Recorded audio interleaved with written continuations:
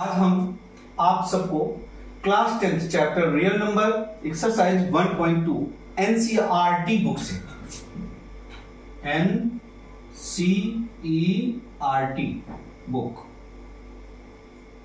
Book से बताने जा रहा।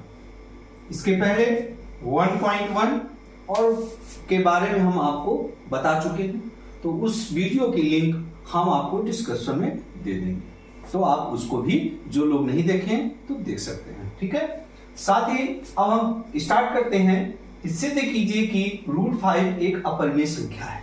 तो पहले क्वेश्चन को लेते हैं। √5 एक अपरिमेय संख्या है, तो यहां पे माना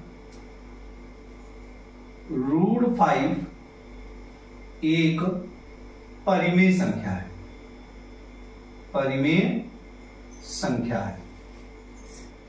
ठीक है, मान लिया √5 इज इक्वल टू a/b, जहां a व b सह अभाज्य संख्याएं, सह अभाज्य संख्याएं हैं। साथ ही साथ b does not equal to 0, b की वैल्यू 0 के बराबर नहीं है। इसके बाद दूसरे स्टेप में हम क्या करते हैं, इन दोनों पक्षों का वर्ग कर देते हैं। दोनों पक्षों का वर्ग करने पर √5 स्क्वायर बराबर a/b का स्क्वायर कर दिया, तो ये हो गया 5 बराबर a square upon b square. इसको जब हम पक्षांतर कर लें तो ये हो जाएगा 5b स्क्वायर बराबर a स्क्वायर। इसको मान ले समीकरण a। समीकरण इसलिए मान लिया गया, यहां पर ये हुआ कि 5 जो है वो a स्क्वायर को विभाजित करती है, विभाजित करता है। और जब 5 a स्क्वायर को विभाजित करता है तो 5 a को भी विभाजित करेगा, a को भी विभाजित करता है,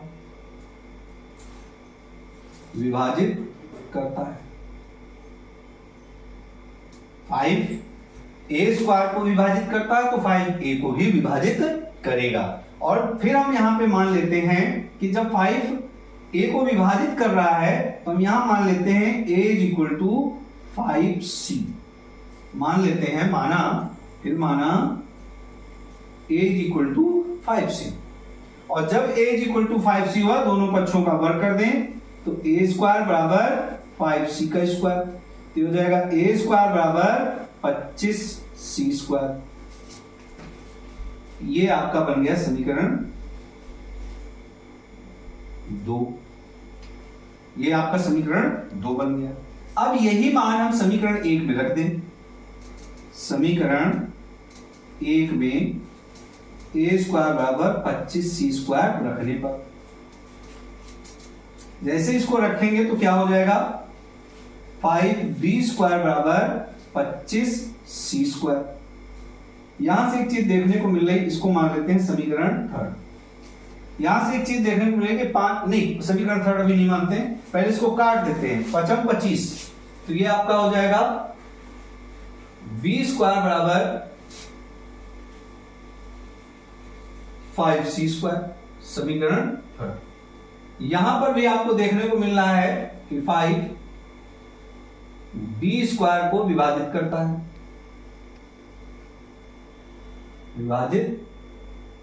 है, फिर अगले स्टेप में 5b को भी विभाजित करेगा, विभाजित करता है।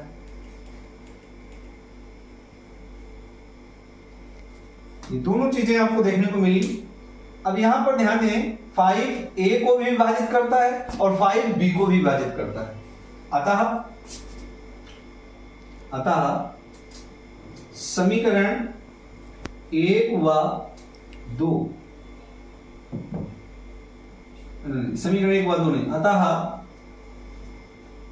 5a व b दोनों को विभाजित करता है।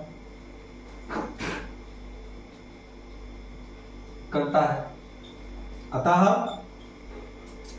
समीकरण 1 व 2 में 5 उभयनिष्ठ है, 5 उभयनिष्ठ है।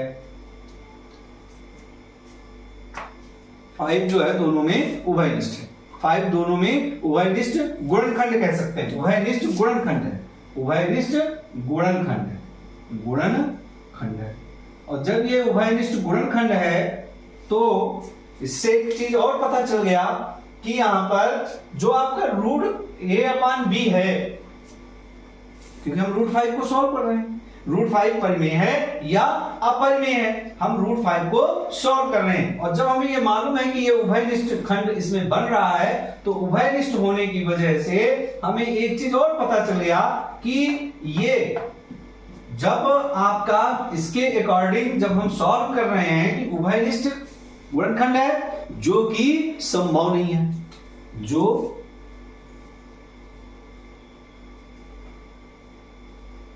नियम के विपरीत है,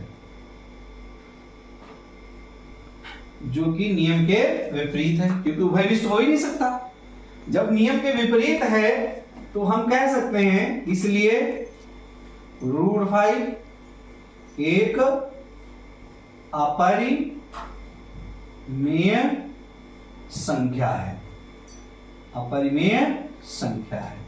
तो ये आपका पहला क्वेश्चन सॉल्व हो गया।